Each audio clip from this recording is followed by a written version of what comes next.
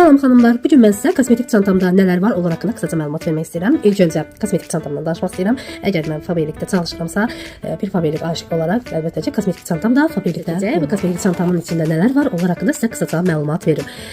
İlk olaraq korrektordan danışmaq istəyirəm, konserlərdən. Bu gözaltı yorğunluğu gizlətmək üçün mənim xilaskarımdır. Daha sonra olmazsa olmazım mənim kompakt pudram və yağlı dərilər üçün vaz keçilməzdir. Makiyajı çox qəşəng sabit saxlayır və üzü parlamadan qoruyur. Növbəti məhsulumuz isə mənim çox sevdiyim rumianadır. Üzə canlılıq verir, daha təravətli göstərir. Bizim qaş karandaşı qaşlara forma verirəm və üz ifadəsini tamamlayır.